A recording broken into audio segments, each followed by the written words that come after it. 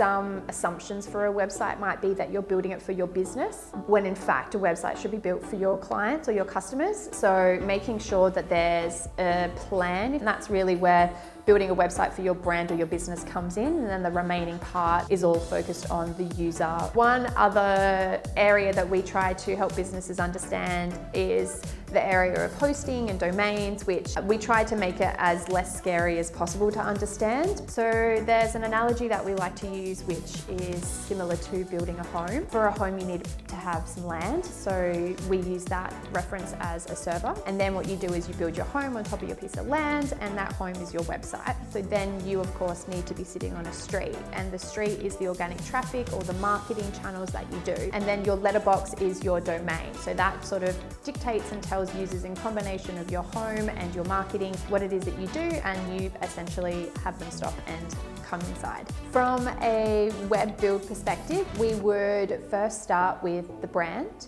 The stages after that move into your content and SEO keyword mapping area. Once the content is written, then we move into the fun design stage. And then, once design is approved, we move to the build. And then after launch, we do a really thorough post-launch checklist to make sure everything is sitting where it should and behaving. And then, the relationship after that is either a marketing one, or we work with clients ongoing to do ad hoc work where a business might naturally evolve. And I think that's where the mindset of not assuming that a website goes live and there's nothing else to think about it. So as your business evolves, so does your website. My favorite thing now, being a part of Dilate for 3 years, is the authenticity of Dilate and the people, and how never in my working career have I really truly experienced a company that truly lives and believes in their values, and not just in terms of what we deliver or what Dilate delivers as a business, but the individuals that we work with as clients or partners, but also the people that we